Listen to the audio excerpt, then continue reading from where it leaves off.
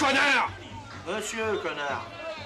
Salut à toutes, salut à tous, bienvenue dans la vie du connard en vidéo, je suis Joseph Ali et j'ai été regarder Evil Dead Rise de Lee Cronin. Vamonos! Open up now. You don't look so good, Mom. Nothing a big old kiss from you won't fix. Yeah, you know how to lie to kids.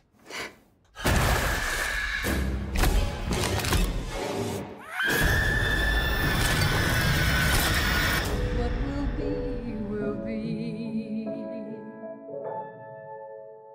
Un frère dont je n'étais pas sûr du genre au début et ses deux sœurs accèdent à un ancien coffre-fort à l'occasion d'un séisme. Le frère ramène de vieux vinyles et un étrange livre.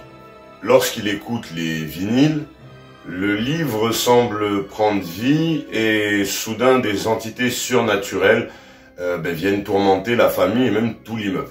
La photographie est assez intéressante, un petit peu suréclairée au début, mais ça permet en fait d'avoir à moins baisser les lumières pour créer une ambiance sombre après. Donc du coup, comme on est un petit peu habitué, mais quand on tombe ensuite sur des scènes qui doivent être un petit peu moins éclairées, on n'a pas l'impression de rien voir. Au contraire, c'est assez lisible.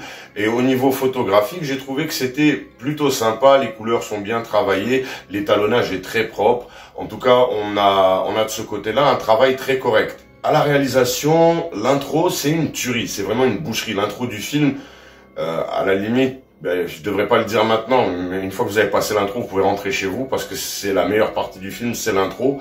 Ensuite, il y a pas mal d'utilisation de lentilles qui est intéressante. J'ai bien aimé en tout cas les expériences qu'il a tentées de temps en temps. C'était plutôt sympa. La mise en scène, elle est plutôt bonne. Elle respecte les codes du genre. Au début, notamment dans la fameuse intro, ça fonctionne plutôt bien. Ça reste simple, efficace, sans recherche de sophistication. Ça se voit qu'au niveau de la mise en scène, on connaît le boulot. Des fois, ça arrive même à nous prendre. Et c'est une prouesse quand on voit la médiocrité du scénario qu'on est en train de mettre en scène, en fait. Mais on va y venir. Le scénario. Bon. L'intro, c'est bien. La scène d'intro, elle est très bien écrite, c'est très très bien. Alors, ça prend un temps fou à nous présenter des personnages, un contexte, et ça le fait pas forcément bien. En fait, ça le présente de façon saoulante. En fait, j'avais l'impression d'être devant quelqu'un qui me raconte une histoire et qui sait pas raconter les histoires. Ça prend du temps pour rien.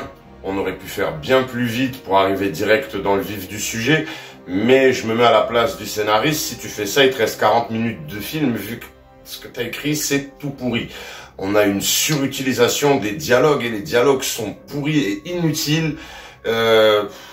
Ça dégoûte et ça frustre encore plus parce que quand on voit que la réalisation et la mise en scène, ça gère. Même au niveau du jeu d'acteur, je vais y revenir après, ça gère. Mais alors l'écriture, mais qu'est-ce que c'est pourri. Mais on s'en cogne complètement, c'est-à-dire qu'il n'y a aucun attachement au personnage. À la limite, il y a une petite fille dedans. Normalement, même les petites filles, t'es attaché, mais elle, même si elle se fait crever, on en a rien à foutre, en fait.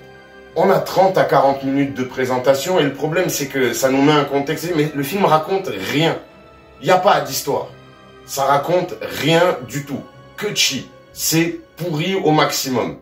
D'aucuns viendront m'expliquer que oui, Sam Raimi, à l'époque, le scénario, ceci.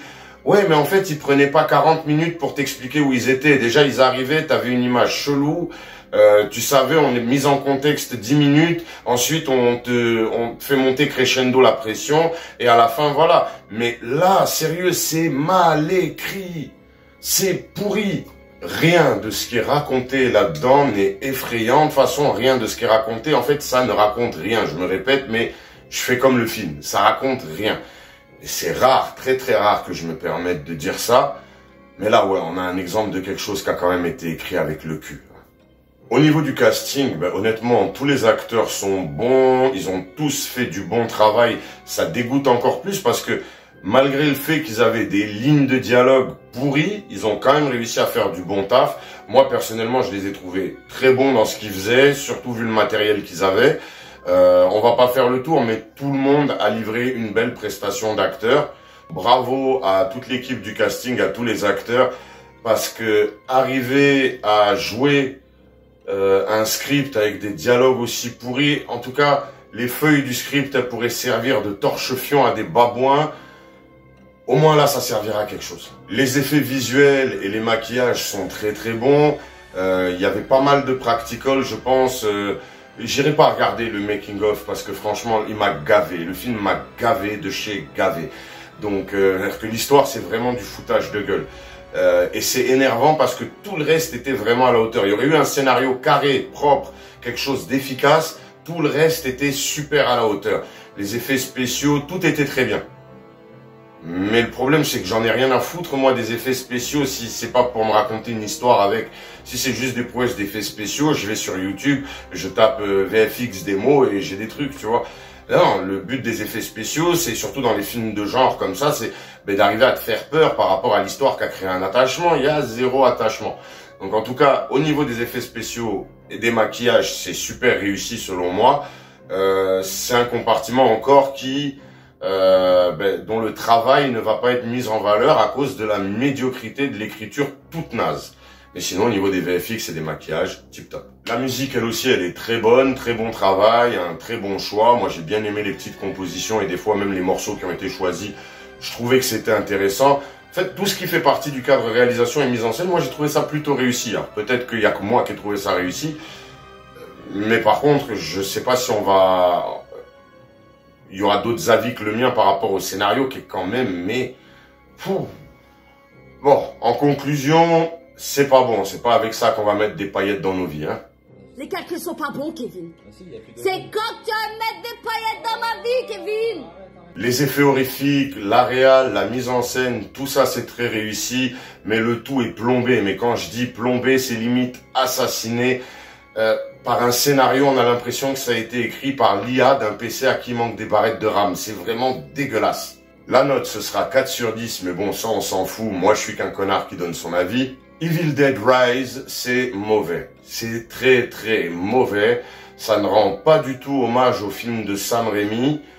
C'est pourri, c'est naze. Ça respecte pas du tout le genre que Sam Raimi avait mis en place.